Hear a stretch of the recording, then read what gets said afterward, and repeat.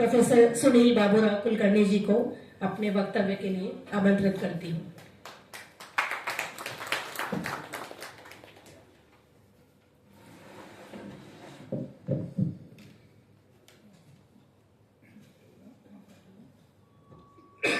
धन्यवाद मैडम जी।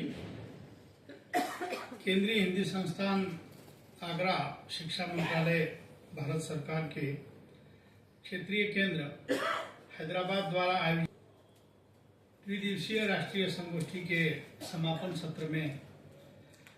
सत्र के मुख्य अतिथि, मुख्य वक्ता,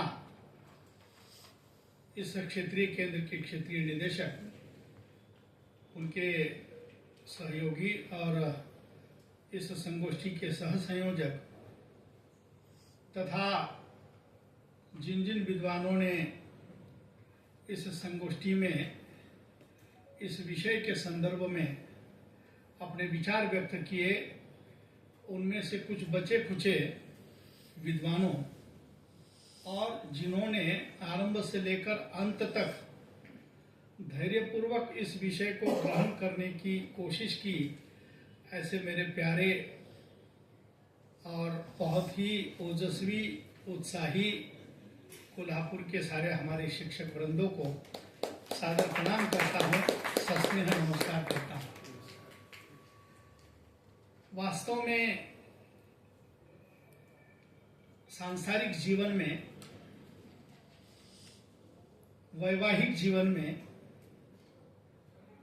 किसी आपत्ति को जन्म देना ये बहुत बड़ी बात होती है, खुशी की बात होती है।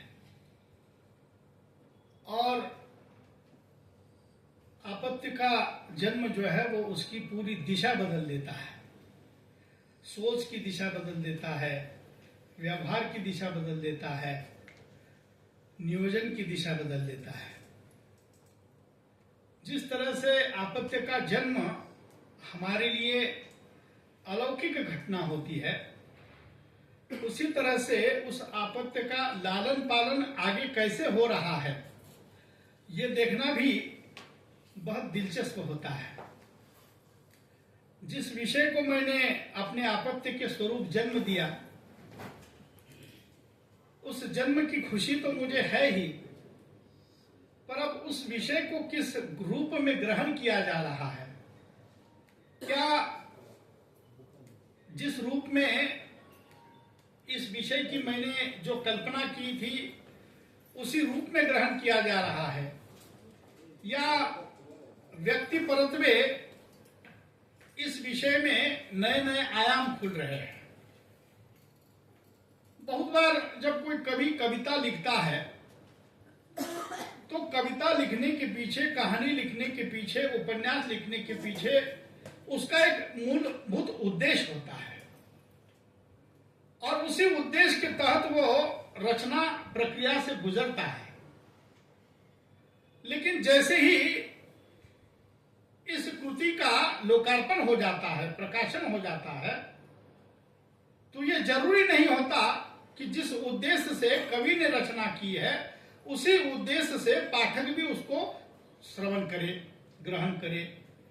पाठक अपने स्तर पर भी उसका विवेचन और विश्लेषण कर सकता है, पाठक अपने सुख दुखों को उसमें देख सकता है, पाठक अपने पद्धति से उसका विवेचन और विश्लेषण भी कर सकता है, और पाठक उसके लिए स्वतंत्र होता है। और इसलिए कवि को जिस तरह से कविता का निर्माण करना में आनंद आता है, वैसे ही इस बात को भी जानने में आनंद आता है कि मैंने जिस उद्देश्य से कविता लिखी थी, क्या उस उद्देश्य का संप्रेषण हो रहा है। अगर नहीं हो रहा है तो कवि को बड़ा दुख होता है कि मैंने किस उद्देश्य से लिखा था और लोग कैसे हल्के में लेकर गए। कहते हैं कि जिंदगी में जीना है तो ख्यालों में मंजिल चाहिए, वरना कहाँ गए थे तो कहीं नहीं, और क्या लाए थे तो कुछ नहीं। ऐसी हमारी अवस्था होती है। और इसलिए जिस विषय को हम कल से मथ रहे हैं, उस पर चर्चा कर रहे हैं, उस पर विमर्श कर रहे हैं, हमें इस बात को लेकर भी सोचने की आज नितांत आवश्यकता है कि क्या हम उसके मूल रूप को पकड़ पाए हैं। ये हैदराबाद की संगोष्ठी मेरे 1.5 साल के कार्यकाल में एक ऐसी संगोष्ठी होगी कि जिसमें मैंने आरंभ से लेकर अंत तक मैं जुड़ा रहा और एक सत्र में भी मैं अनुपस्थित नहीं रहा। अब मुझे दुख होता है कि जो लोग कहकर चले गए उनको मुझे बताना था कि आपने बहुत कुछ सही नहीं कहा है, आप गलत ट्रैक पर है, लेकिन अब सुनने के लिए वो मेरे सामने नहीं है। संगोष्ठी की सबसे बड़ी कमजोरी इन दिनों मुझे यही दिखाई दे रही है, रिकॉर्ड हो रहा है, उनको तक पहुंच जाएगा। और इसीलिए जिस उद्देश्य से हम संगोष्ठी में सहभागी होते हैं उसके साथ हमने अन्य अन्य उद्देश्यों को भी समेटने की कोशिश नहीं करनी चाहिए। लेखक जब लिखने के लिए आरंभ करता है तो उसके दिमाग में एक ही विषय होता है, लेकिन कालांतर में उसमें कई विषय में वो चला जाता है, फिर भी वो अपने आप को केंद्रित रखता है। वैसे आज हमें केंद्रित रखने की आवश्यकता है। मेरा बेटा है, मेरा बेटी है, मेरा सास है, मेरा आप्त स्वकीय है, मेरा दोस्त हर शहर में है, मेरे भी है, मैं भी जा सकता था। पर विषय की गंभीरता जिसको होती है उसके द्वारा इस प्रकार का कृत्य नहीं किया जाता है और हमें इस गंभीरता को बढ़ाने की बहुत आवश्यकता है। जहां तक इस विषय की बारी है, इस विषय के बारे में मुझे कल से जो मैं सुन रहा हूं उससे 2 बातें प्रतीत हो रही है। नंबर 1 कि जब भी कोई नई अवधारणा हम स्थापित करने की कोशिश करते हैं तब वो सही रूप में स्थापित हो रही है या नहीं ये देखना बहुत जरूरी है। आपने देखा होगा कि साहित्य में नए नए प्रवाह आए, स्त्री विमर्श आया, दलित विमर्श आया, आदिवासी विमर्श आया, या नई कविता आई, समकालीन कविता आई, मार्क्सवादी साहित्य, प्रगतिवादी कविता आई और उसको समझने के लिए उन्होंने कहा कि हमारी साहित्य की कविता की समीक्षा परंपरागत साहित्यिक मानदंडों से नहीं हो सकती। अभिजातवादी साहित्य के मानदंड जो है वो दलित साहित्य की आलोचना के लिए पर्याप्त नहीं है और इसलिए दलित साहित्य ने अपने सौंदर्य शास्त्र को निर्माण किया, खुद के सौंदर्य शास्त्र। आदिवासी साहित्य अपना सौंदर्य शास्त्र गढ़ने लगा। वैसे ही मुझे सुबह से इस बात की आवश्यकता महसूस हो रही है कि साहित्य को अगर हमें कौशल विकास की दृष्टि से विवेचित और विश्लेषित करना होगा तो पहले हमें कौशल विकास का सैद्धांतिक विवेचन ठीक ठीक करना होगा। पहले हमें कौशल विकास के साहित्य का कौशल विकास के दृष्टि से साहित्य का मूल्यांकन करने के लिए हमें एक निश्चित ऐसे मानदंड तैयार करने होंगे। जैसे मैंने प्रगतिशील साहित्य का की स्थापना करते समय लगभग 40-50 पृष्ठ में प्रगतिशील साहित्य के मानदंडों को पहले निर्धारित किया। शब्द की उत्पत्ति से लेकर, परिभाषा से लेकर, उसके स्वरूप से लेकर, विभिन्न विद्वानों द्वारा उसके संदर्भ में प्रतिपादित किए गए विचारों से लेकर हमने लगभग 8 मानदंड प्रगतिशील साहित्य के सुनिश्चित किए थे कि उस दृष्टि से हम किसी भी साहित्यकार की कृति प्रगतिशील है या नहीं यह हम तय कर सकते थे। बाद में मैंने समरसतावादी दृष्टि से भी साहित्य का विवेचन और विश्लेषण हो इसलिए भी मैंने कोशिश की और उसमें भी मैंने सामाजिक समरसता का लगभग 150 पेजेस का सैद्धांतिक विवेचन प्रस्तुत किया। पहले हमने मानदंड सुनिश्चित किए और फिर जैसे प्रगतिशीलता में प्रगतिशीलता और प्रगतिवाद में क्या अंतर है वैसे ही समरसता में समता, समानता और समरसता में क्या अंतर है ये पहले रेखांकित किया और तब जाकर आज लगभग 10, 12, 15 पीएचडी के छात्रों ने उस पर पीएचडी के शोध प्रबंध प्रस्तुत किए, विद्वानों द्वारा उसका परीक्षण हुआ और उनको उपाधि भी प्राप्त हुई, मतलब वो मान्यता प्राप्त हो गए एकेडमिक जगत में। कौशल विकास की दृष्टि से भी कल से जब मैं सुन रहा हूं तो मुझे बार बार इस बात का एहसास हो रहा है कि हमें इसके सैद्धांतिकी पर पहले काम करना बहुत जरूरी होगा। कईयों ने विषय को समझा। मैं बीज वक्तव्य से लेकर अब तक के सत्र का क्रमशः विवेचन नहीं करूंगा, कुछ हवा में बातें करूंगा ताकि नाम उजागर ना हो। एकेडमिक जगत में ये भी बड़ी दिक्कत होती है, और जब से हमें सूचना का अधिकार मिला, राइट फ्रॉम इंफॉर्मेशन में हम आ गए, तब से तो पूछो ही मत। आपका स्वाभिमान और विद्वत्ता कब आहत हो जाएगी कोई कल्पना भी नहीं कर सकता है। लेकिन मैंने देखा बीज वक्तव्य से लेकर कि ऋषभदेव जी ने ठीक ठाक ये बताने की कोशिश की है कि कौशल विकास हमारे साहित्य में प्रारंभ से ही कैसे मूल में रहा है।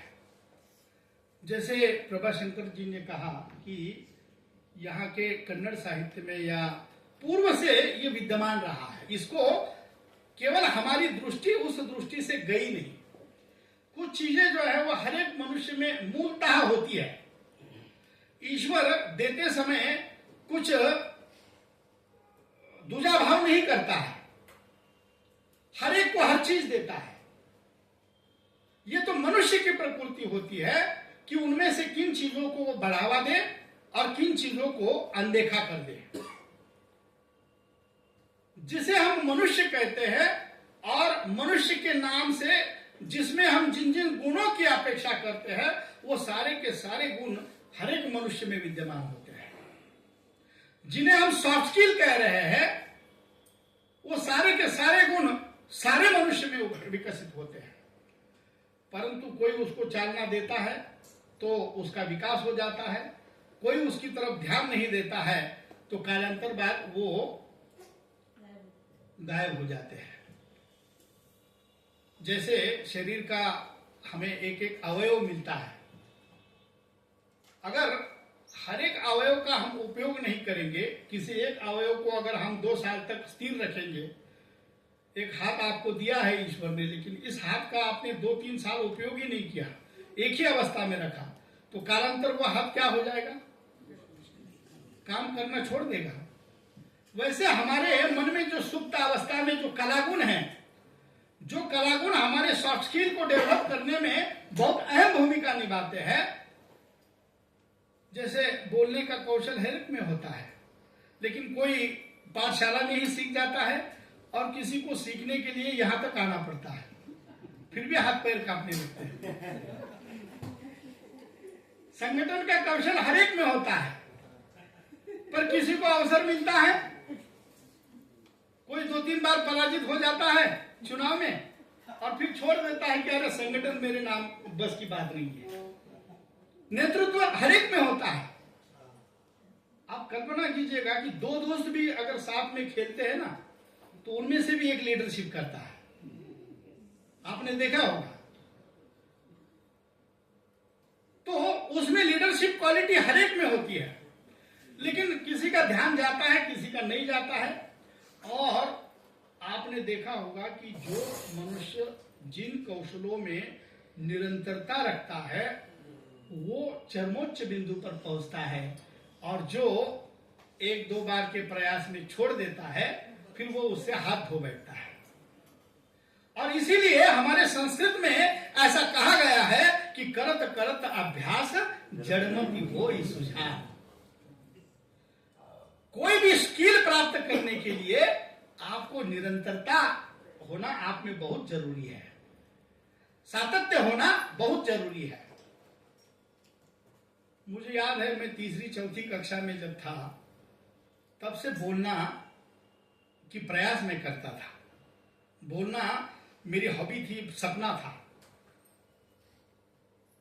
चौथी कक्षा में मैं कितनी उम्र में रहा होगा, लेकिन मुझे याद है चुनावी सभा थी और कोई सेना का एक कार्यकर्ता वहां आया था और हम बिल्कुल तीसरी चौथी कक्षा में मैं भाषण देने के लिए खड़ा हुआ था। मेरा पैर जगह पर नहीं टिक रहा था, वो थर थर कांप रहा था ऐसा। पर मैंने लोग हंसे, लोगों ने कुछ खिल्लियां उड़ाई, फिर भी मैं आहत नहीं हुआ। मैं स्कूल में आया, स्कूल में भी निरंतर प्रयास करता रहा। भरी जवानी में मेरा गला थोड़ा भर्रा जाता था, तो कोई टूटा हुआ स्पीकर कहता, कोई फूटा हुआ रेडियो कहता, मजे उड़ाते, बहुत बुरा लगता, पर फिर भी हार नहीं मानी। फिर कॉलेज में आया, अलग अलग प्रतियोगिता में सहभागी होता रहा। वहां कुछ जगह प्राइज मिला, कुछ जगह नहीं मिला, लेकिन फिर भी हार नहीं मानी। फिर कविता रचने लगा। शुरू में तो कुछ भी लिखता था। लेखन कौशल कैसे विकसित हुआ है, और उस लेखन में ना एक सूत्रता थी, ना तारतम्य था, ना कुछ लक्ष्य था, बस लिखना है इसलिए लिखता था। मूल मराठी भाषी हूं, इसलिए शुरू में जो पहली पंक्तियां लिखी है वो आज भी याद है। पहिली 4 पंक्तियां लिखी थी की तुझ्याविषयी माझ्या मनामध्ये रुजतंय काहीतरी, पण नेमके काय ते मला देखील समजत नाही। देखिए, हम में से जितने भी लोग बैठे हुए हैं उनके लेखन कौशल का आरंभ जो है वो प्रेम कविता से।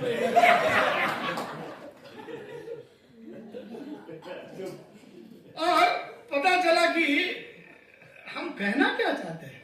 असे विरोधाभास देखिए की तू हसते जेव्हा जेव्हा, राग येतो तेव्हा तेव्हा, काय करावे काय करू नये मला देखील समजत नाही, पण हा तुझ्याविषयी माझ्या मनामध्ये रुजतंय काहीतरी, पण नेमके काय ते समजत। और फिर जब कालांतर बाद गया कि मुझे लगा कि ये तो निरीह लेखन है, इसमें कोई अर्थ नहीं, कोई उद्देश्य नहीं, कोई लक्ष्य नहीं, कोई मतलब उसमें कोई संदेश नहीं। और फिर गुरुजन ने बताया कि नहीं, अगर लिखना है तो उसमें कुछ तो अर्थ होना चाहिए। भाई, हमारे मराठी में बहुत सुंदर गाना है, अगर कोई सुनने वाला है तो कहने में अर्थ है, अगर कोई सुनने वाला ही नहीं है तो कहने में क्या अर्थ है। अगर कोई देखने वाला है तो सजने में अर्थ है। भाई, सच धस कर अगर कोई देखेगा ही नहीं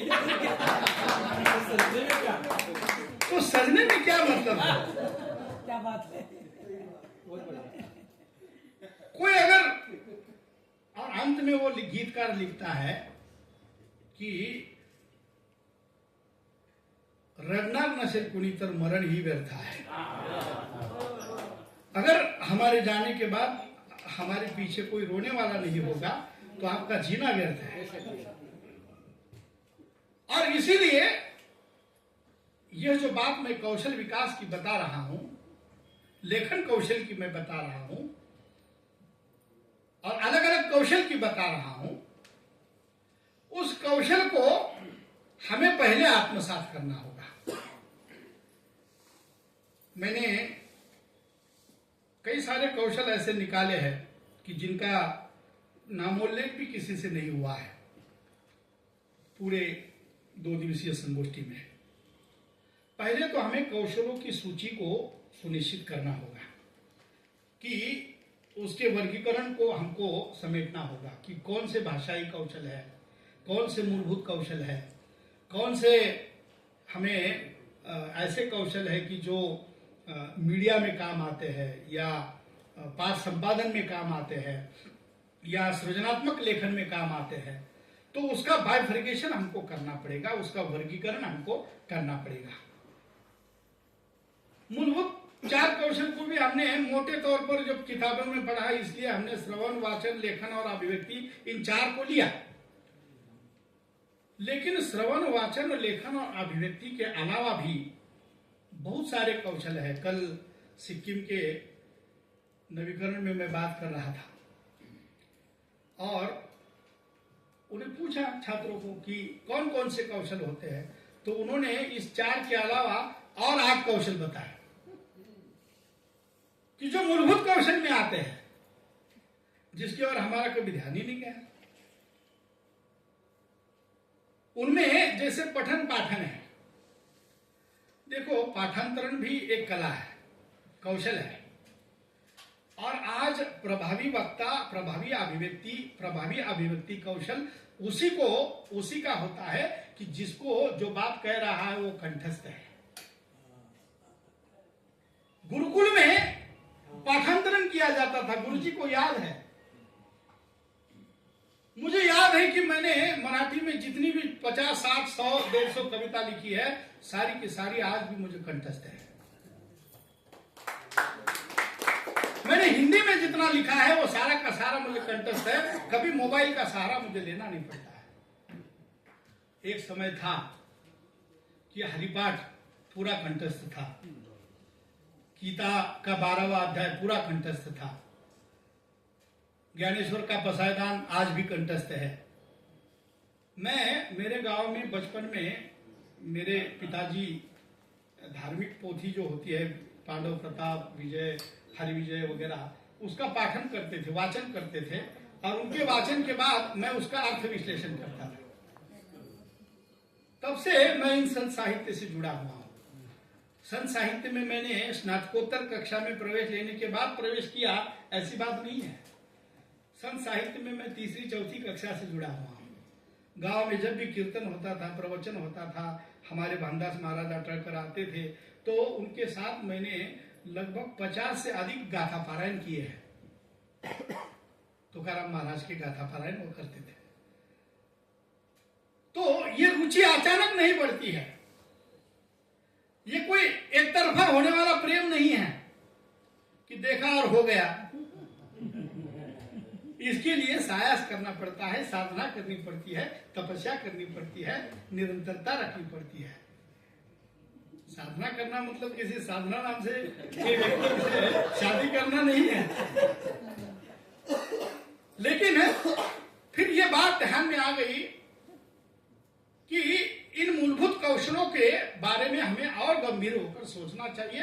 हो सकता है मेरे से कुछ 8-10 ही निकले हैं, आप जब उस पर विचार करेंगे तो आपके माध्यम से भी कुछ नया निकल कर आएगा।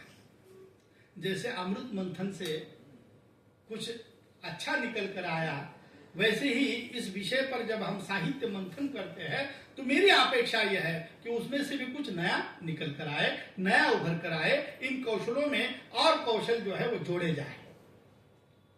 जैसे उन्होंने कहा कि पठन पाठन के अलावा समझना और समझाना, ये भी एक कौशल है।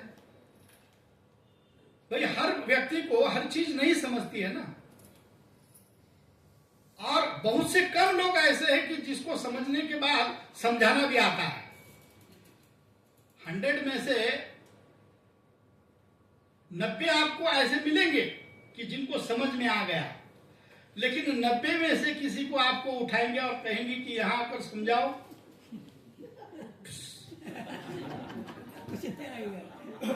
समझना एक कौशल है तो समझाना भी एक कौशल है। क्योंकि जब तक आप समझेंगे नहीं तो फिर समझाएंगे कैसे? समझने के लिए समझाना बहुत जरूरी होता है। और इसीलिए मेरा कबीर कहता है कि पोथी पड़ी पड़ी जग मुआ, भयान पंडित कोई, 2.5 अक्षर प्रेम का पढ़े सो पंडित कोई। कि जो 2.5 अक्षर प्रेम को पहले समझता है और फिर औरों को समझाता है, वो खरा पंडित है, वो अच्छा पंडित है। और इसलिए इसके अलावा भी जो मूलभूत कौशल होंगे उस पर भी आपने विचार मंथन करना चाहिए, ऐसा मेरा मानना है। अब देखिए, इन सारे कौशलों की एक शास्त्रीय पद्धति है। सुनने का भी एक साइंटिफिक ढंग होता है। श्रवण कौशल जिसको हम कहते हैं कि भाई चेहरे की तरफ देखते हुए तो सबको लगेगा कि हाँ सुन रहे हैं आप, पर असल में अंदर में क्या चल रहा है किसको पता है? शरीर से तो भले ही यहां बैठे हैं, लेकिन मन तो त्रिलोक में घूम रहा है, जड़ी स्थड़ी काष्टी पाषाणी है? तो फिर कैसे समझेंगे? सुनना तो बस सुनने का बहाना किया जा सकता है, दिखाया जा सकता है कि मैं सुन रहा हूं, लेकिन श्रवण की भी एक टेक्निक है, उसका एक शास्त्रीय पद्धति है। उस पर विद्वानों ने बहुत खूब लिखा है, संतों ने बहुत खूब लिखा है, और आधुनिक साहित्यकारों की भी दृष्टि उस और गई है। मुझे लगता है कि कौशल विकास के दृष्टि से जब हम साहित्य के पुनर्मूल्यांकन की बात कर रहे हैं, तो कोई ऐसा उनका पात्र, कोई ऐसा उनकी व्यक्ति रेखा ऐसी होगी कि जो सुनते सुनते पनपी, बढ़ गई और उसका विकास हुआ। तो वो भी हमारे लिए एक अच्छा उदाहरण है, और उसको भी हम इस दृष्टि से ले सकते हैं। वाचन करना ये भी एक कौशल है। अब पढ़ते समय हमको क्या पढ़ना चाहिए और क्या नहीं पढ़ना चाहिए, ये तो विवेक पर निर्भर करता है ना। लेकिन अब पढ़ने के लिए तो आपके पास बहुत सारा है, लेकिन हमारे युवाओं क्या पढ़ते हैं? युवा बच्चे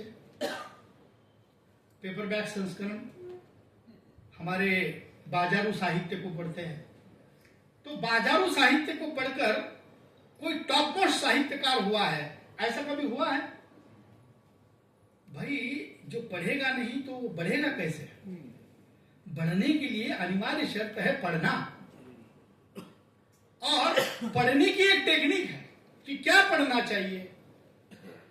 पढ़ने के लिए विषय तो हजारों है, श्लील अश्लील सारे हैं।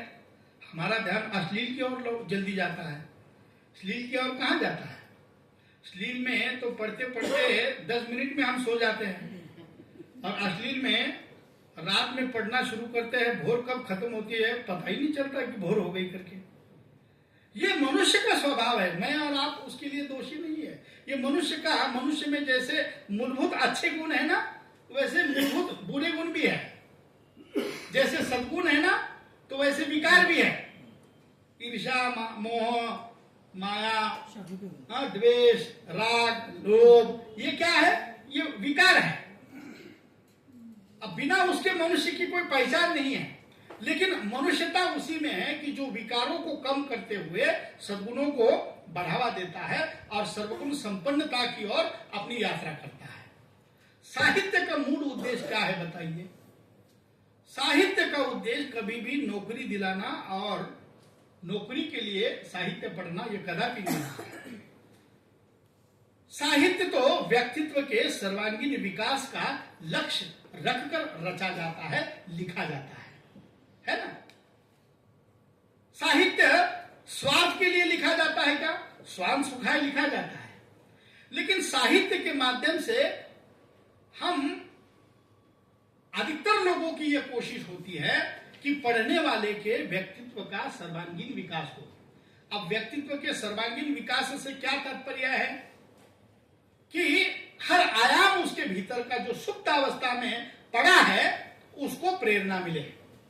साहित्य, जैसे दत्ता जी ने कहा था, मैथिली शरण गुप्त ने लिखा कि केवल मनोरंजन ही धर्म नहीं होता है, उसमें कभी कभी उपदेश भी निहित होता है। मैथिली शरण गुप्त किस दृष्टि से, किस उद्देश्य से साहित्य लिखते थे? भारत भारती में उन्होंने अपना उद्देश्य स्पष्ट किया कि क्यों लिख रहा हूं मैं, मेरे लिखने का अंतिम उद्देश्य क्या है।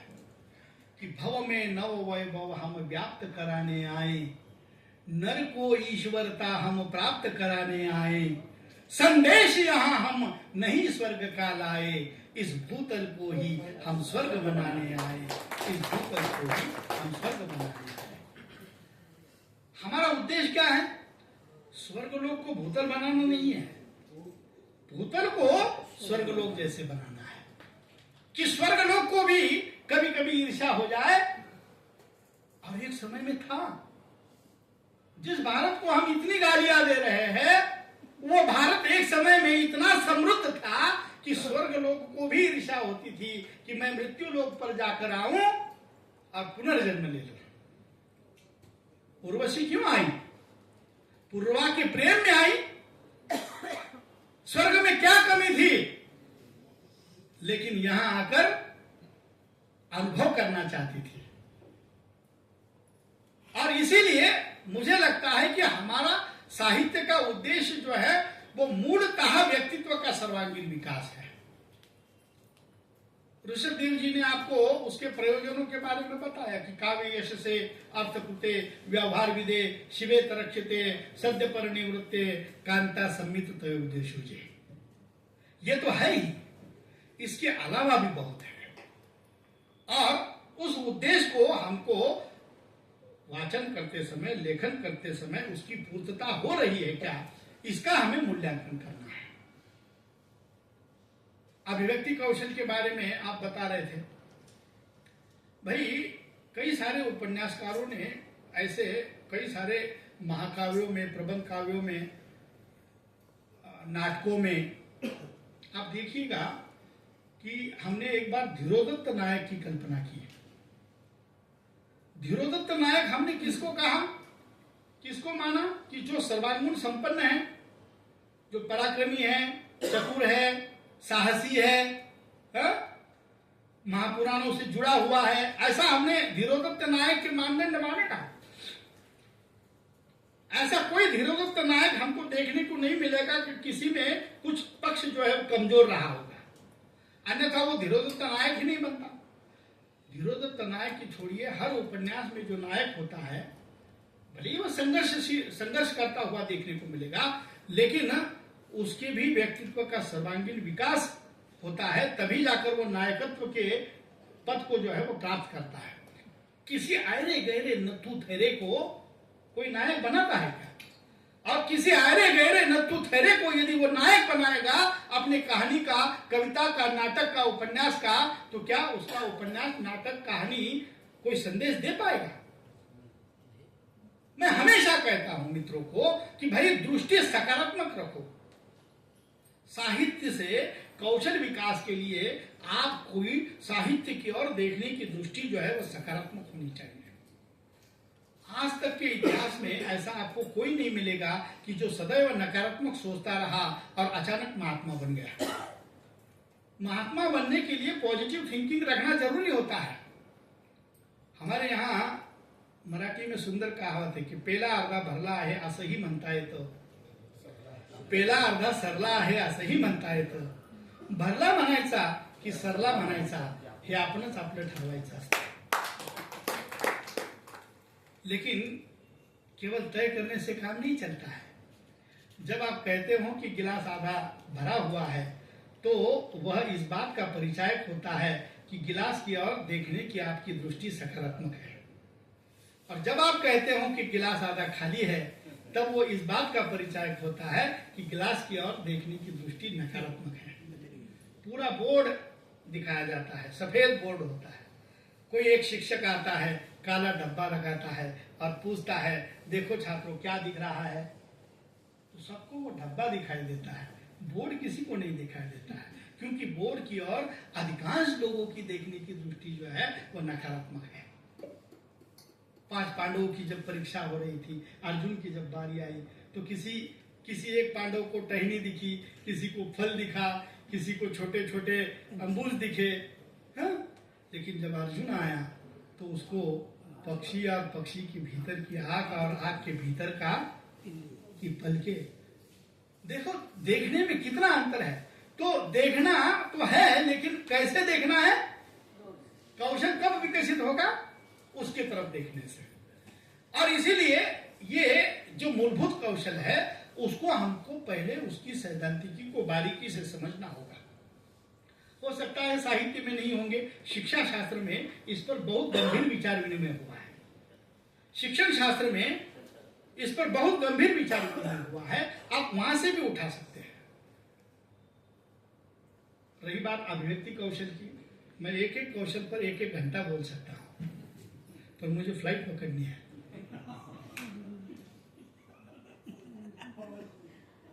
अब देखिए अभिव्यक्ति में कितना अंतर आता है। भाई अभिव्यक्ति के लिए आपकी भाषा उदात्त होनी चाहिए, विचार उदात्त होने चाहिए, हाँ? भाषा शैली उदात्त होनी चाहिए। सहज भाषा में किसी को आप इंप्रेस कर पाएंगे क्या? मैं हमेशा उदाहरण देता हूं हमारे नवीकरण के लड़कों को कि आपने किसी सर्वसाधारण सुंदर लड़की को जाकर कहा कि तुम बहुत सुंदर दिखती हो, तो उस पर क्या असर होगा? अगर वो वास्तव में सुंदर है तो वो बोलेगी कि तेरे सर्टिफिकेट की क्या आवश्यकता है, मैं हूं ही सुंदर है? अच्छा, किसी सुंदर ना होते हुए लड़की को भी अगर वो कहेगा कि तुम बहुत सुंदर हो, चप्पल निकालेंगे, उसको पता है कि तुम मेरी छोटी तारीफ कर रहे हो। अभिव्यक्ति में अंतर देखो कितना।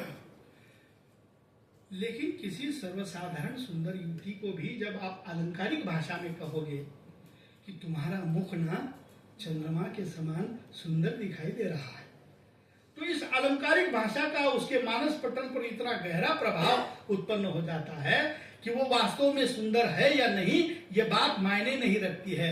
वो वास्तव में सुंदर रही भी होगी तो भी घर में आईने को जाकर देखती है, एक बार आईने को देखती है, एक बार चंद्रमा को देखती है, और अभी अभी जो मेरे बारे में कथन किया गया है वो सही है या नहीं है, इतना गहरा असर जो है वो अलंकारिक भाषा अभिव्यक्ति उस पर प्रस्तुत करती है।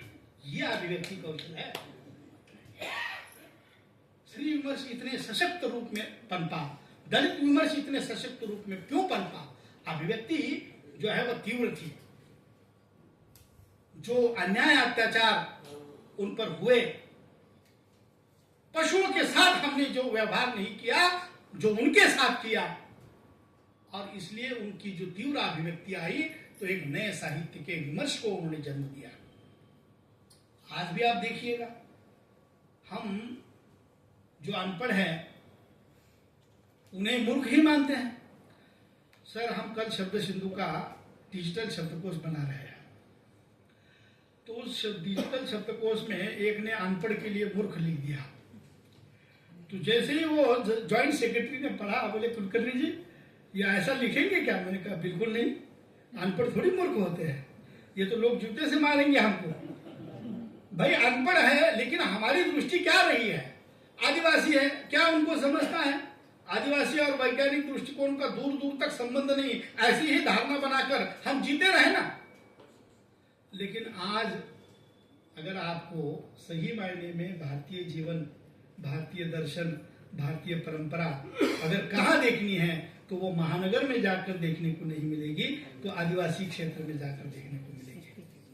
आज भी उनका लोक साहित्य इतना वैज्ञानिक है, उसके तर्क इतने वैज्ञानिक है कि मैंने कबीर और तुकाराम का प्रगतिशील अध्ययन करते समय तुकाराम और कबीर के काव्य में वैज्ञानिकता ये भी मुद्दा लिया है।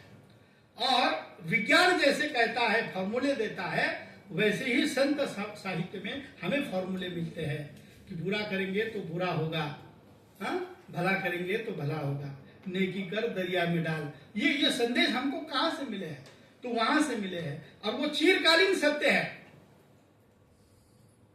वो चिरकालीन सत्य है, वो वैज्ञानिक सत्य है। क्योंकि उनको भी पता है कि कोई मतलब उनको पता है कि आम के बोने के बाद मौसमी नहीं आएगी, आम ही आएगा। जैसे बोएंगे वैसा पाएंगे। प्रेम के बदले प्रेम मिलता है, घृणा के बदले में घृणा मिलती है। ये क्या है? ये वैज्ञानिक सत्य है। अगर आप किसी को प्रेम देंगे तो लोग आपको प्रेम देंगे ना, अगर नहीं देंगे तो घृणा करेंगे, तो लोग भी एक दिन आपकी घृणा करेंगे। बहुत से व्यक्ति ऐसे देखे हैं मैंने जो जिंदगी भर दूसरों के लिए खड्डा खोदते रहे और अंत में जाकर उसी खड्डे में स्वयं गिर गए। जाका गुरु अंधा चेला खरा निरंद, अंधे अंधे ठेलिया दोनों को पड़त। ऐसी कबीर ने जैसी अवस्था बताई है, ऐसे कई गुरु हैं। तो कहने का मेरा मतलब इतना ही है कि ये जो अभिव्यक्ति कौशल है उसके भीतर की गहराई हमें समझनी होगी। देखिए, अभिव्यक्त होने के हर एक के अलग अलग ढंग हैं। एक कीर्तनकार भी अभिव्यक्त होता है, एक प्राध्यापक भी अभिव्यक्त होता है, एक प्रवचनकार भी अभिव्यक्त होता है, एक कथाकार भी अभिव्यक्त होता है। लेकिन चारों की अभिव्यक्ति में सूत्र पद्धति अलग अलग है। प्राध्यापक की अभिव्यक्ति 45 मिनट से ज्यादा सहने की किसी में क्षमता नहीं है। पूरी कहानी का चयन किया जाता है और पूरी कहानी 45 मिनट में कहते कहते छात्र के पसीने छूट जाते हैं, समझा नहीं पाता। एक कीर्तनकार देखिए, चार पंक्ति का अभंग चुनता है, 4 घंटे कीर्तन करता है, लेकिन 4 घंटे के कीर्तन में कोई भी एक अगर उठकर भी जाता है तो उस पर भी ताना मारता है, जो उठने की कोशिश करता है वो वहीं बैठ जाता है। इंदुरीकर को सुनिए, ये भी एक कौशल है ना भाई। कीर्तनकार में अभिव्यक्ति कौशल प्राध्यापक की तुलना में ज्यादा हमको देखने को मिलता है। कोई प्रवचनकार जिसकी लाखों की संख्या में भीड़ दर्शक होते हैं, उसकी कथन शैली के कारण होते हैं ना। अभिव्यक्ति में जब तक आप विविधता नहीं लाओगे तब तक आपकी अभिव्यक्ति जो है वो रूखी सूखी हो जाएगी। और इसीलिए कहा जाता है कि अभिव्यक्ति में वैविध्य होना चाहिए, उसमें शेरो शायरी भी होनी चाहिए, उसमें अच्छे अच्छे विद्वानों के कोटेशन भी होने चाहिए, उसमें कुछ दृष्टांत भी होने चाहिए, उसमें कुछ बोध कथाएं भी होनी चाहिए। मैं हमेशा विश्वास पर बोलता हूं और 2 अभिव्यक्ति कौशल का मैं प्रयोग करता हूं। एक शेर का प्रयोग करता हूं कि ये सारा हमारा जो मानवीय संबंध जो टिका हुआ है ना, माता पिता का, पति पत्नी का, दोस्तों का, प्रियकर प्रियसी का, उसका मूलाधार क्या है? विश्वास है। जिस दिन ये विश्वास टूट जाता है उस दिन ये संबंधों में दरारें आना शुरू हो जाता है। अब इसको आप घंटों बता सकते हैं, लेकिन इसी को एक शायर 4 पंक्तियों में बताता है कि कहते हैं कि संगीत सुनकर ज्ञान नहीं मिलता, मंदिर में जाकर भगवान नहीं मिलता, पत्थर तो लोग इसलिए पूछते हैं यारो क्योंकि विश्वास करने लायक कोई इंसान नहीं मिलता। अब ये इस विश्वास के गुण को अगर आपको समझाना है, अभिव्यक्त करना है, तो इस शेरो शायरी की अभिव्यक्ति के लिए माध्यम के रूप में प्रयोग करेंगे तो समर्पक होगा, संप्रेषित होगा। दूसरी एक बात, मैं एक छोटी सी कथा उस संदर्भ में मैं बताता हूं, और उस कथा का भी एक अलग इंपैक्ट होता है। मैं हर मंतव्य में मेरे बोध कथा होती है, एक दृष्टांत होता है, एक शेरो शायरी होती है, कुछ विद्वानों के कोटेशन होते हैं। तो अभिव्यक्ति आपकी तभी समर्पक और संप्रेषित होगी कि जब आप उसमें से विविधता लाएंगे। फिर बाद में मैंने आपको कहा कि एक एक कौशल पर मैं बोल सकता हूं, लेकिन अब टाल रहा हूं, धीरे धीरे आगे भी बढ़ना है और मुझे जो अंतिम इस पूरे संगोष्ठी का सार जो निकालना है उसकी ओर भी हम आएंगे। उसके अलावा संवाद कौशल पर हमने काफी सारी बातें की है, कुछ लोगों ने समर्पक भी किए हैं। हमें केवल इतनी मेरी केवल इतनी अपेक्षा है सर कि देखो, हम जब पीएचडी करते हैं, शोध करते हैं, तो हम हाइपोथेसिस निकालते हैं ना। हाइपोथेसिस का मराठी में अर्थ है गृहीतके, और हिंदी में उसको क्या कहा जाता है? परिकल्पना। हिंदी में उसको परिकल्पना कहते हैं। अब परिकल्पना मतलब आप जैसे मैंने कबीर और तुकाराम के काव्य में प्रगतिशील चेतना ये विषय अगर शोध के लिए लिया तो मेरी मुख्य परिकल्पना क्या है? प्रगतिशील चेतना। मैं ये मानकर चल रहा हूं कि मैं कबीर और तुकाराम के काव्य में प्रगतिशील चेतना को देख मुझे मिल सकती है, और उस दृष्टि से मुझे उस साहित्य का विवेचन करना है। वैसे ही इस साहित्य को जब आप लेंगे कि साहित्य के माध्यम से कौशल विकास, तो उसका चैप्टराइजेशन भी कैसे होना चाहिए, उसमें फिर समकालीन परिस्थितियां, समकालीन साहित्य में समकालीन साहित्यकारों का योगदान वगैरह वगैरह चैप्टर की आवश्यकता ही नहीं है। आप दुनिया भर की पीएचडी के प्रबंध उठाकर देखिएगा, उसमें मूल चैप्टर एक ही होता है, बाकी सारा पिष्टपेशन होता है, सब पिष्टपेशन होता है। अब मुझे बताइएगा कि बसवेश्वर पर 1000 लोगों ने काम किया, सबने व्यक्तित्व और कृतित्व लिखा, किसी ने अलग कुछ लिखा, सारी वही मान्यता है, उसके बाप कौन थे, उसकी माँ कौन थी, उसके पिता कौन थे, वही आएगा ना, पृष्ठ पेशन है। फिर समकालीन साहित्य विकासात्मक परिचय लिखा, क्या मौलिकता है उसमें बताइए। हिंदी साहित्य के उपन्यास का आप विकासात्मक परिचय देंगे तो आपका परिचय जो है वह आधुनिक काल तक भी आकर रुक जाता है। आधुनिक काल के बाद भी 24 साल में क्या क्या लिखा गया है इसका तो उसमें उल्लेख भी नहीं होता है।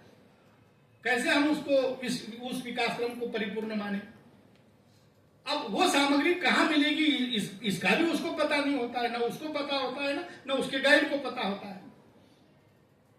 हम लोग केंद्रीय हिंदी निदेशालय हर वर्ष एक वार्षिकी पत्रिका छापते हैं और उसमें साल भर का जो साहित्य है उसमें जो नया नया आया है उससे संबंधित लेख उसमें होते हैं।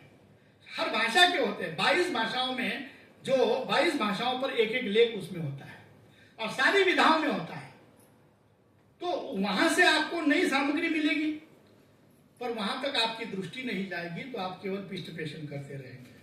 और इसलिए इस विषय का जब आपको शोध के लिए चयन करना है तो पहले तो आपको कौशल विकास का सैद्धांतिक विवेचन करना पड़ेगा और फिर किसी बसवेश्वर के साहित्य में अगर कौशल विकास आपको ढूंढना है तो इन कौशलों को, श्रवण को लेकर बसवेश्वर ने क्या कहा, बोलने को लेकर बसवेश्वर ने क्या कहा, यह आपको पता होना चाहिए। और ये कैसे मिलेगा। मैं प्रभाशंकर जी जब बैठे बैठे बोल रहे थे तब मैं यूं ही 1-2-3 लेख बसवेश्वर के छाप रहा था और उसमें मुझे ये दिखाई दिया उनका एक वचन कि जिसमें उन्होंने बोलने की कला, बोलते समय किन किन चीजों का ध्यान रखना चाहिए उस पर भाष्य किया है। और उस भाष्य को करते समय वो लिख रहे हैं कि नुडिदरे मुत्तिन हरदंतिर बेकु नुडिदरे माणिक्यद दिक्ति तिरिं बेकु नुडिदरे स्फीतकद सलके यंती रे बेकु मुनिडिदरे लिंगमोच्च अहदु हेदुन बेकु नुडियो ಗಾಗಿ नड़िये दीदरी कुडल संगम देवो तेली वजह। अब ये मूल उनका कन्नड़ का पद है। बसवेश्वर उसमें कहते हैं कि बोलते समय बोले तो ऐसा बोले कि मोतियों की लड़ी गुथ जाए, ऐसी बानी बोलो कि माणिक्य की दीप्ति की भांति अर्थों का नीर छूट निकले, ऐसी बानी बोलिए कि स्फटिक की शलाका की भांति सतरंगी छटा उससे छूट पड़े, अर्थात ध्वनि परंपरा ही उसमें से फूट निकले। ऐसी बानी बोलिए कि पत्थर का लिंग भी जीवित होकर शाबाश बेटे ऐसा कहे। पत्थर का लिंग, हम कहते हैं ना कि दगडाला सुद्धा पाझर फोडण्याची क्षमता तुमच्या लेखनामध्ये जोपर्यंत येणार नाही तोपर्यंत त्या लिहिण्याला काहीही अर्थ उरणार नाही। तो ये बसवेश्वर कह रहे हैं कि ध्वनि परंपरा ही उसमें से फूट निकले। ऐसी वाणी की सार्थकता तब है जब कथनी और करनी के बीच संगति बैठे, वाणी के अनुसार आचरण नहीं रहेगा तो हमारा प्रभु कुडल संगम देव प्रसन्न नहीं होगा। अब देखो दो बातें हैं यहाँ, एक तो बोलते समय किन किन चीजों का ध्यान रखा जाए एक बात, और दूसरी बात बोलने में और करने में कोई अंतर नहीं रहना चाहिए। हमारे तुकाराम ने बहुत सुंदर अभंग लिखा है सर, जो बोले तैसा चाले त्याची बंदावी पाऊले। अब हम अपने आप पर लागू करें क्या, जैसा हम बोलते हैं वैसा व्यवहार करते हैं? अरे हम तो दाएं बाएं करने लगते हैं तुरंत, तो उनकी और अपनी क्या बराबरी, वो तो संत महात्मा, मैं तो साधारण पुरुष है, मुझे अपना जीवन काटना है। 11वीं शताब्दी में मोहम्मद गजनी के साथ जब उनका एक इतिहासकार आया था तो उसने एक इतिहास ग्रंथ लिखा है और उसमें उन्होंने उस समय में जो भारतीय लोगों के ऑब्जर्वेशन किए हैं तो उसमें से 4 ऑब्जर्वेशन निकाले हैं। पहला ऑब्जर्वेशन उसका था कि यहाँ के लोग हमेशा सत्य बोलते हैं। दूसरा ऑब्जर्वेशन उसका था कि यहाँ के लोग मृत्यु से कतई नहीं डरते। तीसरा ऑब्जर्वेशन उसका था कि यहाँ के लोगों को अपने ज्ञान परंपरा पर बड़ा गर्व है। और एक चौथा ऑब्जर्वेशन मुझे याद नहीं आ रहा है, लेकिन ये 4 ऑब्जर्वेशन उन्होंने निकाले थे कब? 11वीं 12वीं शताब्दी में। क्या आज हम अपने आप के अंतर्मन से प्रश्न पूछे कि कोर्ट में गीता पर हाथ रखने के बाद भी क्या हम सत्य बोलते हैं? और बिना वजह झूठ कितना बोलते हैं? बहुत उसकी वजह भी नहीं है, बहुत कुछ साध्य भी नहीं होने वाला है, निरर्थक झूठ। हम आजीवन सुबह उठने से लेकर शाम तक कई बार बोल देते हैं। कैसे मनुष्य का विकास होगा? कैसे हम धीरोदत्त नायक बनेंगे? कैसे हमारी यात्रा मानव से लेकर महात्मा तक हो जाएगी? गौतम बुद्ध अगर ऐसी पग पग पर झूठ का सहारा लेते तो क्या महात्मा गौतम बुद्ध बन पाते? बाबा साहब अम्बेडकर अगर इस तरह से छोटे मोटे बहाने बनाते कि लाइट नहीं है, रास्ता नहीं है, तो क्या वो संविधान लिख पाते? भाई प्रतिकूल परिस्थिति में ही तो हमको जीना होता है ना, तभी तो कौशल विकसित होता है। अनुकूल परिस्थिति में तो कोई भी करेगा, अनुकूल परिस्थिति प्राप्त होने पर भी सब कुछ करेंगे ऐसा दावा नहीं कर सकते। लेकिन हमें ये इस बात को कहना होगा कि जो भी ये कौशल है, तो जब भी आप इस कौशल पर काम करेंगे तो पहले आपको उस कौशल को निर्धारित करते हुए इधर उधर भटकना नहीं है, सीधे मुद्दे पर आना है कि श्रवण को लेकर कबीर ने क्या कहा, बसवेश्वर ने क्या कहा, आपका महादेवी क्या कहती है, या नारायण गुरु क्या कहते हैं, तिरुवल्लुवर क्या कहते हैं, सब कह रहे हैं। बस हमें उसको केंद्र में रखकर पुनः वाचन करने की आवश्यकता है। फिर वाचन को लेकर क्या कह रहे हैं, लेखन को लेकर क्या कह रहे हैं, अभिव्यक्ति को लेकर क्या कह रहे हैं, इस बात को लेकर हमें समझना होगा। इसके अलावा इन मूलभूत कौशलों के अलावा हमने देखा कि संवाद कौशल पर हमने बहुत बात की। दूसरा है नेतृत्व विकास कौशल, लीडरशिप डेवलपमेंट स्किल। अब आप देखिएगा कि जितने भी ऐतिहासिक उपन्यास हैं, आप उसके ऐतिहासिक उपन्यासों के नायक के चरित्र को एक बार पढ़िएगा, लीडरशिप की सारी क्वालिटीज आपको वहां से मिल जाएगी। राम को हम न केवल आदर्श राजा मानते हैं, बल्कि आदर्श राजा होने के साथ साथ राम हमारे लिए आदर्श पति है, आदर्श सखा है, आदर्श मित्र है ना। तो ये नेतृत्व विकास कौशल आपको ठेठ संतों के विचारों में, और न केवल संतों के विचारों में बल्कि आधुनिक साहित्य के भी हर उपन्यास में, हर कहानी में, हर नाटक में आपको मिलेगा। क्योंकि हर कहानी में, हर नाटक में जहां भी कथात्मक साहित्य होता है, जहां भी कथानक होता है, वहां कोई न कोई चरित्र होता है, कोई न कोई नायक होता है, कोई न कोई नायिका होती है। प्रेमचंद ने गोदान लिखा, उसमें भी हम होरी को मानते हैं कि नहीं? पूरी कथा होरी की घूमती है। और इसीलिए मुझे लगता है कि आप राष्ट्रसंत तुकड़ू जी की ग्राम गीता को पढ़िएगा। राष्ट्रसंत तुकड़ू जी एक ऐसे अद्भुत आधुनिक राष्ट्रसंत है कि जिन्होंने ग्राम गीता के माध्यम से गांव-गांव में नेतृत्व कैसा होना चाहिए उस पर कई सारे अभंग लिखे हैं, भजन लिखे हैं। आप उसको कोट कीजिएगा। आपने रामचरितमानस को, आपने आधुनिक साहित्य को, कि जिसके नायक में लीडरशिप क्वालिटीज है, आपको उस लीडरशिप क्वालिटीज का क्रिटिसिज्म करना है। साहित्य को कौशल विकास की दृष्टि से देखना मतलब क्या? तो जो कौशल है उस कौशल को हम उसमें कैसे देख सकते हैं, इस पर हमें विचार विमर्श करना है। फिर एक संगठन कौशल की किसी ने बात नहीं की। हालांकि इन सारे लोगों में संगठन की एक अद्भुत शक्ति थी। आपने देखा होगा कि उनमें संगठन का कोई भी चीज अगर आपको पानी है तो बिना संगठन के नहीं होती है। संगठित विरोध करना पड़ता है, तब जाकर स्कॉलरशिप मिलती है, तब जाकर आरक्षण मिलता है। हमारे यहाँ जाकर देखो मराठा कैसे संगठित हो गए हैं आरक्षण के लिए, और जरूरी है। बिना संगठन के कौन पूछने वाला है आपको? आपकी आवाज भी वहां तक सुनाई नहीं देंगी। जो चीजें, जो व्यक्ति व्यक्तिगत स्तर पर प्रयास करने के बाद भी पूरी नहीं कर पाता, उस चीजों को प्राप्त करने के लिए उसको संगठन खड़ा करना पड़ता है। आज भारत के विकास में जो अलग अलग संगठन है, उनके योगदान को जरा उसका अभ्यास कीजिएगा, उस पर भी शोध कार्य कीजिएगा। केवल संघ ऐसा है और संघ वैसा है, अरे उनकी संगठन क्षमता तो देखो। यूं आसान काम नहीं है हजारों लोगों को अपने जीवन को, घर द्वार को छोड़कर राष्ट्र के लिए समर्पित करना। हमसे तो 4 दिन बाहर नहीं निकाला जाता, और वहां आजीवन लोग, हजारों लोग ऐसे हैं कि जो घरदार नहीं जाते हैं, राष्ट्र ही उनका लिए घर है। अब उनमें से क्या चीज लेनी है क्या नहीं लेनी है व्यक्तिगत स्तर पर, लेकिन संगठन शक्ति जो अद्भुत है, आप उसको ग्रहण करो।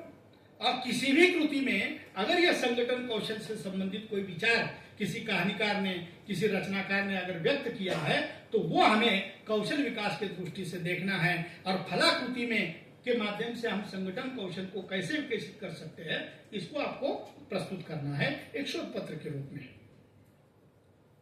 फिर हमारा मोटिवेशन स्किल के बारे में किसी ने उल्लेख नहीं किया। प्रेरणा कौशल, पूरा साहित्य हमारी क्या है, मोटिवेशन देता है ना। देखो दृष्टि में क्या अंतर होता है।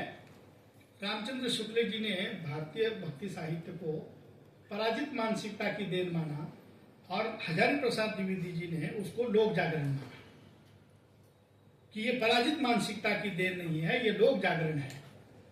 और हजारी प्रसाद द्विवेदी जी ने सप्रमाण सिद्ध किया कि ऐसे राजनीतिक अस्थिरता में भी समाज को बनाए रखने में, जिलाए रखने में उस समय के संतों ने अहम भूमिका निभाई है। अगर वो प्रेरणा नहीं देते, आप देखिएगा हर एक यशस्वी पुरुष के पीछे कोई न कोई प्रेरणा पुरुष या स्त्री बसी हुई है। अगर वो प्रेरणा नहीं मिलती, मुझे अगर शेख सर प्रेरणा नहीं देते हिंदी लेने की, तो मैं तो हिंदी की ओर कभी नहीं मुड़ता। पर मेरे 10वीं कक्षा में शेख सर थे, उन्होंने बहुत मुझे मोटिवेट किया कि सुनील तुम्हारी हिंदी अच्छी है, तुम ना हिंदी सीखो, हिंदी लो। 10वीं के बाद हमें क्या क्या विषय लेने चाहिए, उसके लिए हम सर की तरफ गए, हिंदी को नहीं छोड़ना। पूरे गांव के लड़कों में से मैं अकेला था कि जिसने सेकंड लैंग्वेज के रूप में हिंदी स्वीकारी थी, बाकी सब ने मराठी स्वीकारी थी। आज वो वही है, मैं अकेला डायरेक्टर बन गया। कहने का मतलब क्या है कि भाई मोटिवेशन जरूरी है। कोई भी यशस्वी पुरुष यूं ही अपने बल पर, अपने दम पर यशस्वी नहीं होता है, उसके लिए किसी न किसी का मोटिवेशन, और पूरा साहित्य क्या करता है, मोटिवेशन देता है ना। जब भी हम हताश होते हैं, निराश होते हैं, फ्रस्ट्रेट होते हैं, हम कहां जाते हैं, अच्छी कविता जब सुनते हैं तो हमारे भीतर की सारी हताशा, निराशा विरेचित हो जाती है। अरस्तु के विरेचन सिद्धांत को पढ़िएगा, हमारे भीतर के जो सारे दूषित मनोभाव है, उन सब का विरेचन करने की क्षमता जिस साहित्य कृति में होती है, उसी साहित्य कृति को हम कालजयी साहित्य कृति मानते हैं ना। और वही कालजयी साहित्य कृति कौशल विकास की दृष्टि से बहुत आदर्शवत उदाहरण होती है। और इसीलिए मुझे लगता है कि ये प्रेरणा हमको मिलती है। आप देखिएगा कि दुनिया भर के समस्या से आप ग्रस्त हैं, फिर भी जब आप थिएटर में 3 घंटे जाते हैं ना, तो पल भर के लिए सारा भूल जाते हैं और उसी पात्रों की तरह हंसने और रोने लगते हैं। कब आप उनके पात्रों के साथ साधारणीकृत हो जाते हैं, आपको पता भी नहीं चलता। और साधारणीकरण की व्याख्या वही की ना कि जब पाठक या श्रोता नाटक के पात्र की तरह हंसने, रोने और बिलखने लगता है, तब ऐसा कहना कि वो साधारणीकृत हुआ है, समरस हुआ है। तो ये समरसता और साधारणीकरण होना साहित्य के लिए अनिवार्य शर्त है, तभी आपको मोटिवेशन मिलेगा। और इसीलिए मैंने कहा कि जब सुनने वाला अगर कोई है, पढ़ने वाला कोई है, तो लिखने में अर्थ है। अन्यथा तू आसीन तू तसीली न तो भरपूर है। आज उनकी कुल जाति का भी हमको पता नहीं है। और एक लेखक 12वीं शताब्दी में ज्ञानेश्वरी लिखता है, आज भी उसमें से हम नए नए अर्थ ढूंढते हैं। एक कबीर 14वीं शताब्दी में आकर कुछ पदों की रचना करता है, आज भी हमारे लिए प्रेरक सिद्ध होता है। एक अब एक पंक्ति को हम क्या करते हैं, केवल स्वार्थ के लिए थोड़ा पढ़ते हैं, परीक्षा के लिए अर्थ समझ लेते हैं, और जैसे ही परीक्षा हो जाती है ना 2 महीने के बाद भूल जाते हैं। जीवन की क्षण भंगुरता को लेकर कितनी बार कबीर ने, संतों ने हमें सचेत किया, हम हुए सचेत? कभी नहीं हुए, बिल्कुल उसके उल्टे व्यवहार करते रहे। उन्होंने एक पद में बहुत अच्छा कहा है कि झूठे तन को क्यों गरबावे, मरे तो परबर राह न जावे, खीर घांड ग्रत तृण सवारा, प्राण गए लई बाहरी जारा, जेह सिर रच रच बांध पागा, सो सिर चंचू सवर ही कागा, हाड़े झरे जैसी लकड़ी झुरी, केस झरे जैसी तरण कई पूरी, कहे कबीर अजहुन जागे, जम का डंडा मुड़ में लागे। अब ऐसा कहेंगे, ताली बजाएंगे, लेकिन जब प्रत्यक्ष क्रियान्वयन की बात आएगी तो हम अपने आप का पल्ला झाड़ लेंगे। तो ये मोटिवेशन स्किल है, इसके ऊपर भी हमको काम करना चाहिए। तीसरा, हमने अभिनय कौशल की बात कही। जब हम नाटक करते हैं तब उसमें अभिनय, नाटक को मतलब संप्रेषित करने में अभिनय की भूमिका बहुत महत्वपूर्ण होती है। तो ये भी कौशल है, सब में नहीं होता है।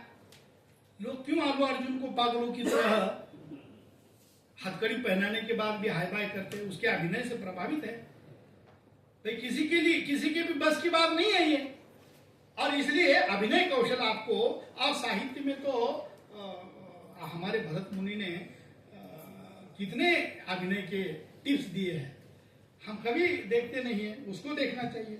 भाषिक कौशल की बात मैडम ने बहुत अच्छी कही, मुझे बहुत अच्छी लगी। एक 4-5 विद्वान, 5-6 विद्वान ऐसे रहे कि जो विषय पर बोले, और जो यहाँ से छोड़ गए हैं ना, उसमें से अधिकांश जो है वो बस ये उपन्यास, वो उपन्यास, वहाँ की पृष्ठभूमि, वहाँ की पृष्ठभूमि, बात चलती गई। हाँ, तो ये भाषिक कौशल में तो कितना आता है, सृजनात्मक कौशल में कितना आता है। हाँ, उसमें अनुवाद कौशल की बात हमारे धापसे जी ने कही, बहुत अच्छी बात कही कि भाई ट्रांसलेशन स्किल आप में होना चाहिए। आज भारत जैसे बहुभाषिक देश में, कि जहाँ सारी भाषाओं को सीखना संभव नहीं है, वहाँ अनुवाद ही एक माध्यम हमारे लिए बन जाता है। मुझे अगर अनुवाद पढ़ने के लिए नहीं मिलता तो क्या मैं तिरुवल्लुवर पर काम करता, मैं बसवेश्वर पर काम करता, मैं चैतन्य महाप्रभु पर काम करता? कभी नहीं करता। और काम नहीं करता तो मुझे वो तथ्य पता चलते कि जो बांग्ला के अनुदित साहित्य को पढ़ते समय मुझे पता चले। हम आज भी अहिंसा का नाम लेते हैं तो सबसे पहली याद हमको महात्मा गांधी जी की आती है, आनी भी चाहिए, कोई हर्ज नहीं। लेकिन आपको पता है कि चैतन्य महाप्रभु ऐसे पहले वक्ता है कि जिन्होंने पहला अहिंसात्मक आंदोलन 12वीं शताब्दी में किया। अगर अनुवाद नहीं पढ़ता तो मुझे पता चलता। उस समय में मुस्लिम शासक था, उसने रामकृष्ण हरे पर पाबंदी लगाई, तो चैतन्य महाप्रभु ने 2000 लोगों का विशाल जुलूस, मशाल जुलूस निकालकर राज दरबार पर वो चल पड़े थे और कहा कि जब तक तुम आदेश वापस नहीं लेंगे हम ये जुलूस वहां से हटेगा नहीं। मजबूरन उस राजा को आदेश वापस लेना पड़ा। ये अहिंसा का पहला आंदोलन है 12वीं शताब्दी का। जिस अंतर्जातीय विवाह के नाम पर हम इतने उछलते कूदते, बसवेश्वर हमारे लिए उदाहरण है। भले ही वो सक्सेस नहीं हुआ लेकिन किया, साहस तो किया। 12वीं शताब्दी में अंतर्जातीय विवाह की बात बसवेश्वर करते हैं। और एक नहीं, ऐसे कई बातें मैं आपको बता सकता हूं, लेकिन वानवे सर के इशारे को मुझे अब गंभीरता से लेना पड़ेगा। और अनुवाद कौशल है, संपादन और पाठ संपादन कौशल है। देखिए, पाठ संपादन भी एक कला है। अब उस कला को आप रोजगार की दृष्टि से भी आप देख सकते हैं। हमने जितनी भी आधुनिक विधाएं प्रयोजनमूलक हिंदी के अंतर्गत आई है वो सारे स्किल रिलेटेड है। चाहे वो फीचर लेखन हो, पटकथा लेखन हो, संवाद लेखन हो, ये क्या है? ये कौशल ही है। राही मासूम राजा महाभारत के संवाद लिखते हैं और पॉपुलर हो जाते हैं। रामानंद सागर रामायण के, और वो पॉपुलर हो जाते हैं।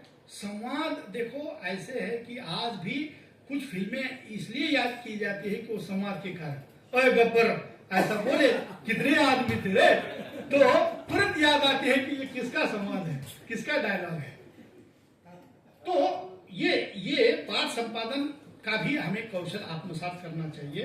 फीचर लेखन हो, विज्ञापन लेखन हो। विज्ञापन लेखन देखो क्या है, गागर में सागर भरने जैसा है ना भाई। चंद पंक्तियों में आपको ठंडा मतलब कोका कोला कह दिया, इतने से काम नहीं चलता है। आपको पता है ठंडा मतलब कोका कोला, ये विज्ञापन मूल 41 पृष्ठ का है। कितना? 41 पेजेस का है। और उन्होंने उसमें शास्त्रीय पद्धति से उसकी परिभाषा की है कि ये लिखते समय क्या क्या उन्होंने विचार विनिमय किया है और ठंडे शब्द को क्यों चुना। तो वो लिखता है स्क्रिप्ट में अपने कि ठंडा इसलिए पॉपुलर हो गया कि भारत देश में जितनी भी भाषाएं बोली जाती है और जितनी भी बोलियां बोली जाती है, 80% से अधिक भाषाओं और बोलियों में ठंडे के लिए ठंडा ही कहा जाता है। तब जाकर वो ठंडा मतलब कोका, बाकी कुछ बताने की आवश्यकता नहीं पड़ती है। अरे जो कोका कोला पहले केवल 5 स्टार होटल में भी देखने को नहीं मिलता था, आज उस कोका कोला को झुकी झोपड़ियों में भी देखने को मिल रहा है। किसका चमत्कार है? विज्ञापन लेखन का चमत्कार है। और ये स्किल है। विज्ञापन लिखना किसी आयरे गहरे नत्थु थहरे का काम नहीं है। तो आप विज्ञापन को बारीकी से पढ़िएगा, देखिएगा, उसकी कलात्मकता को देखिएगा और उसके तत्व को एक बार पढ़िएगा कि उसकी शीर्षक की भाषा कैसी होनी चाहिए, कैची होनी, शीर्षक कैसा कैची हो, है? वो सारी बातें बताई। लेकिन हम उस दृष्टि से पढ़ते नहीं है ना। हमको लगता है कि विज्ञापन लेखन से हमारा क्या संबंध है। हमारा नहीं होगा, हमारे छात्रों का तो होगा। और आपने देखा होगा कि जिन बच्चों को हम सर्वसाधारण समझते थे, आज नेशनल रिपोर्टर बन गए हैं और बड़े बड़े लेखक, विज्ञापन के लेखक बन गए हैं।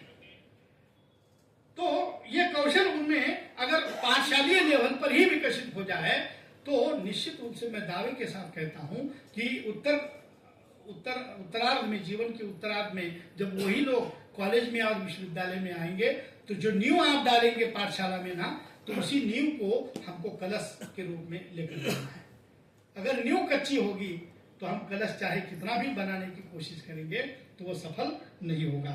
ये भाषिक कौशल है, सृजनात्मक कौशल है, पाठ संपादन है, प्रूफ रीडिंग अशुद्धि शोधन कौशल है। अब देखिए, हम जब लिखते हैं तो सरासर पढ़ जाते हैं, हमको पता ही नहीं चलता कि हमने गलती की। लेकिन प्रूफ रीडर जो है ना, वो चंद मिनट में आपकी गलती पकड़ लेता है। मैं और हमारे बात मतलब नाम नहीं लेना चाहिए, पर मेरा बहुत अच्छा मित्र है, इसलिए लिया भी तो कोई ज्यादा हमारे झगड़े नहीं होंगे। मैं और बंडू पवार सर हम साथ में सेटनेट का अध्ययन करते थे। मेरा अक्षर बहुत खराब था, मतलब मेरा अक्षर मुझे ही पढ़ने को आता है, दूसरे को पढ़ने को आता है। तो जब मैं सेट पास हुआ तो सुनील राय, पवन चौरे और बंडू पवार एकदम आश्चर्य हो गए। अरे तुम्हारा तो अक्षर सारा समझ में भी नहीं आता है, कैसे पास हो गए? हाँ हाँ, लेकिन आपको बता दूं कि बाबा साहब आम्बेडकर को हमने केवल सुना नहीं कि बाबा साहब आम्बेडकर 22-22 घंटे बैठते थे। हम 18-18 घंटे बैठे और 1-2 दिन नहीं बैठे, 6 महीने बैठे, तब जाकर सेटनेट उत्तीर्ण हुए हैं। और फिर मैंने उसको उसमें दोष क्या है वो बताया। उसका अक्षर एकदम मोती की तरह शुद्ध स्पष्ट, टाइपिंग से भी इतना अक्षर अच्छा नहीं आएगा, उतना सुंदर अक्षर, लेकिन लिखते समय गलतियां करता था। भारता ने लिखेगा ना, भारता ने, तो र खा लेगा, भाता ने। अब उसको हमने एक दिन लिख के बिठाया, हमने कहा तेरा अक्षर अच्छा होने से क्या मतलब है भाई, तूने जो लिखा है वो पढ़ते आना चाहिए लोगों को। अब तुम्हारा अक्षर है तो कोई भी परीक्षक बारीकी से पढ़ता है और वो देखता है कि भारता ने जाए र गायब कर दिया, भाता ने लिखा, कौन पास करेगा तुम्हें? तो लिखने का अशुद्धि शोधन जो है वो भी एक बहुत भाई अच्छा अक्षर अच्छा होने से ही काम नहीं चलता है ना। मानक वर्तनी का भी ज्ञान होना चाहिए, व्याकरण का भी ज्ञान होना चाहिए, संरचना का भी ज्ञान होना चाहिए। कविता इतिहास पर लिखेंगे और कुछ भी इतिहास नहीं पढ़ेंगे तो कविता सक्सेस होगी क्या? मैंने कविता लिखी छोटे मतलब 10वीं 12वीं में, इतिहास का बहुत ज्ञान नहीं था। ताजमहल कविता लिखी और उसमें लिखा, अब जब भी वो कविता लिखता और पढ़ाता तो इतिहास वाले छात्र पेट पकड़ पकड़ कर हंसते। मुझे पता नहीं चला कि भाई क्यों मेरे पर इतना हंस रहे हो। तो बोले एक बार दोबारा गाओ तो मैं दोबारा गाता और फिर पता चलता कि मैंने उसमें उस कविता में ऐसा लिखा था कि ताजमहल जो है वो शाहजहां ने नहीं, औरंगजेब ने बनाया। कहते हैं उस प्यार के नजराने को देखने लोग दूर दूर से जाते हैं। हर कोई अपनी महबूबा को ऐसा ही ताज बनाने का आश्वासन भी देते हैं, लेकिन सदियां गुजर गई, न हुआ कोई औरंगजेब, ना बनाया किसने ऐसा ताज। और ये पंक्तियां आते ही वो जोर से ताका लगा। फिर मैंने उसमें दुरुस्त किया, और आज मैं जो कविता जब भी पढ़ता हूँ, देश विदेश में पढ़ता हूँ, तो उस पर तालियां मिलती है। मेरा ऐतिहासिक ज्ञान कच्चा रहेगा, मैं इतिहास पर लेखन करूंगा तो ये बात नहीं। मुझे समाज का एक अंग पता नहीं है और मैं समाज का समाज वैज्ञानिक पद्धति से विश्लेषण करूंगा तो ये संभव नहीं है। और इसलिए लेखक को भी बहुआयामी होना बहुत जरूरी है। अशुद्धि शोधन हो, प्रबंधन कौशल में अंतिम बात कह के मैं अपनी बात को पूर्ण विराम दे रहा हूँ। प्रबंधन कौशल में हमने केवल स्ट्रेस मैनेजमेंट पर बात की, लेकिन प्रबंधन में बहुत सारी चीजें आती है।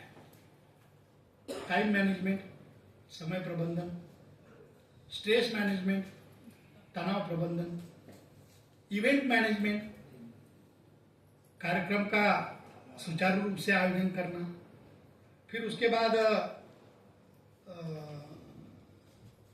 समय प्रबंधन, समूह प्रबंधन, कार्यक्रम प्रबंधन, तनाव प्रबंधन। देखिए हमारे यहाँ शुरू में हमको ऐसा पढ़ाया गया था की ज्याला ताटाचं आणि पोटाचं नियोजन करता येत नाही, त्याला कुठलंच नियोजन चांगल्या पद्धतीने करता येईल याची शाश्वती देता येत नाही, असं लोग सांगायचे। कि पहले आपको शुरुआत प्लानिंग की कहां से करनी पड़ती है? पेट से और प्लेट से। जिसको पेट और प्लेट में प्रबंधन जमता है ना, हम आधे से अधिक तो झूठा छोड़ देते हैं। उस पर अगर लोग, उस पर कितने सर्वे आ गए हैं आप पता चलता है हमको। तो कोई भी कार्यक्रम आपको सफल करना है तो ये मैनेजमेंट बहुत जरूरी है। मैं हमेशा कहता हूं कि जब तक प्लानिंग इन एडवांस और प्लानिंग इन डिटेल्स जब तक आप नहीं करेंगे, पूर्व नियोजन और पूर्ण नियोजन, तब तक कार्यक्रम सफल नहीं होगा। ये 2 दिवसीय संगोष्ठी इतनी सफलता से संपन्न हो रही है, उसके पीछे इन दोनों का मैनेजमेंट है। अगर ये रात में 8-9 बजे तक नहीं बैठते, 4 बजे के बाद कहते हैं कि यूजीसी नॉर्म्स के अनुसार 4 ही घंटे लिखा है, 5 ही घंटे लिखा है, ऐसा नॉर्म्स पढ़ते बैठते तो संगोष्ठी कभी सफल नहीं होती। भाई कार्यक्रम सफल के लिए मैनेजमेंट करना पड़ता है। हमारे संतों ने मैनेजमेंट के बारे में बहुत लिखा है सर।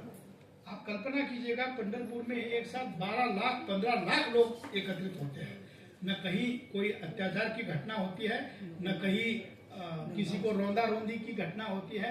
एक फिल्म थिएटर में अल्लू अर्जुन जाता है और वहां भगदड़ मच जाती है, वहां 12 लाख लोग आते हैं। भाई क्यों? आज सदियां गुजर गई, लेकिन आज भी पंढरपुर की वारी हजारों लोग, लाखों लोग करते हैं। कैसे करते हैं? तो ये संतों का मैनेजमेंट है। ज्ञानेश्वर ने कहा कि वारी को जाते समय क्या क्या करना चाहिए, भाव कैसे होना चाहिए। नामदेव ने कहा, तुकाराम ने कहा, एकनाथ ने कहा, यह परंपरा है और उन्हीं के आदर्शों पर यह वारी चल रही है। जिस दिन इनके आदर्श छूट जाएंगे, फिर भी एका दुक्का लुक्का चौका मिल जाता है जो चोरी करता है, पॉकेट मारता है। लेकिन आज भी बिना पुलिस व्यवस्थापन के वारी को सफल करने की क्षमता पंढरपुर की यात्रा में है। ये मैनेजमेंट स्किल कहां से आया है? तो संतों के विचार से आया है। हमारे संत महात्मा गांव-गांव जाकर काला करते थे, कीर्तन करते थे और अंतिम दिन काला करते थे। काला में सारे गांव के लोग एकत्रित होते थे। काला बताइए ना, तो काला ही समझेंगे। हाँ। ये काला इनको तो समझ में आएगा, लेकिन सामूहिक भोज होता था और इसलिए आप देखेंगे कि उनमें वो एक संघ शक्ति अपने आप निर्माण होती थी। भाई कोई गांव का जमींदार साहूकार, उसकी औकात भले ही 1000 देने की हो, लेकिन उससे 1000 कभी नहीं लिए जाते थे। गांव से जो भी खाना बनता था, हर गांव में गेहूं बांटा जाता था और रोटियां सेक कर घर से लानी पड़ती थी। तो एक सांघिक शक्ति उस गांव में उस इवेंट के कारण होती थी। और ये किसके आदर्शों पर चलता था, किसके विचारों पर चलता है? तो आज भी संतों और महात्माओं के विचारों पर चलता है। इसलिए मैनेजमेंट के स्किल अगर आपको कहां से लेने हैं तो संतों से ले लीजिएगा। कहते हैं एक बार एक संत को एक राजा ने बुलाया था, सोने की कैंची उपहार में दी थी, तो उस संत ने उस सोने की कैंची को लौटते हुए केवल इतना कहा था कि हम संत है, काटने का काम नहीं करते, जोड़ने का काम करते हैं, देना है तो सुई और धागा दो, ये सोने की कैंची वापस ले लो। ये विचार जब तक आप नहीं आएंगे तब का आपका मैनेजमेंट जो है वो स्किल होगा नहीं। और मित्रों, ऐसे एक नहीं, दो नहीं, हजारों, लेकिन मेरी भी अपनी घड़ी का मैनेजमेंट बिगड़ रहा है और कहीं मेरा टिकट का मैनेजमेंट नहीं बिगड़ जाए, इसलिए थोड़ा मैं रुकता हूँ। पुनः एक बार इन दोनों बंदों को, राधा जी को, हमारे इस क्षेत्रीय केंद्र के उन सारी इकाइयों को, हमारे छोटे छोटे कर्मचारी है, सिपाही है, असल में उनको तो यहाँ आके उनका सम्मान करना चाहिए, क्योंकि इनके समर्पण से, इनके त्याग से और इनके पूर्णकालिक यहाँ की उपस्थिति के कारण ही हम इतनी सफलतापूर्वक संगोष्ठी का आयोजन हम कर पाए हैं। मैं उनके लिए पहले साधुवाद अर्पित करता हूँ और आशा करता हूँ कि ईश्वर ऐसी ही उनमें समर्पण की वृत्ति को बरकरार रखे। आप सब लोग इस संगोष्ठी को, आप सब लोगों ने, कोल्हापुर वासियों ने 4 चांद लगा दिया, क्योंकि आपकी उपस्थिति नहीं होती तो इतना उत्साह नहीं आता। और इसलिए मैं आपको भी धन्यवाद देता हूं कि आपकी सक्रिय, देखो उपस्थित होना अलग बात है, लेकिन सक्रिय उपस्थिति होना अलग बात है। मैंने देखा कि ये सारे शिक्षक सर इतने उत्साह के साथ हर चीज में सम्मिलित होते हैं।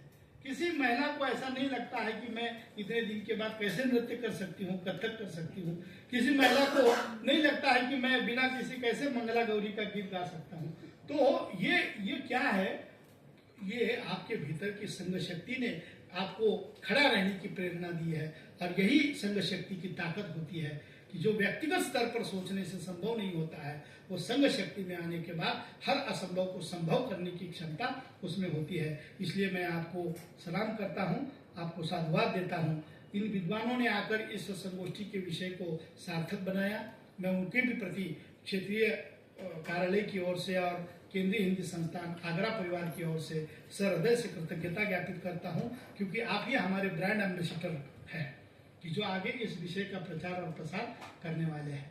और जैसे भक्ति द्रविड़ी उपजी लाए रामानंद, भक्ति की बेला जैसे दक्षिण से उत्तर की ओर चली गई थी, ये ऐसे ही एक कौशल विकास की बेला भी दक्षिण के हैदराबाद जैसे पवित्र शहर में प्रारंभ होकर वो कोलकाता जाए, वो गुवाहाटी जाए, वो अन्य उत्तर भारत के नगरों में जाए। इसी कामना के साथ मैं अपनी वाणी को पूर्ण विराम देता हूँ। धन्यवाद। जय हिंद, जय हिंद।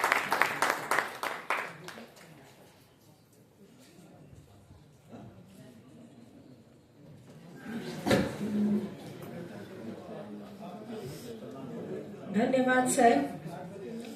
ईश्वर द्वारा दिए गए मूल हम सब में विद्यमान है और उनके विकास का मूल मंत्र जो सर ने दिया वो है निरंतरता। निरंतर प्रयास करते रहिए और अपने हर कौशल का विकास हम जरूर कर पाएंगे। अब मैं अपने वक्तव्य के लिए सर गंगाधर बानोड़े जी को आमंत्रित करना चाहती हूँ।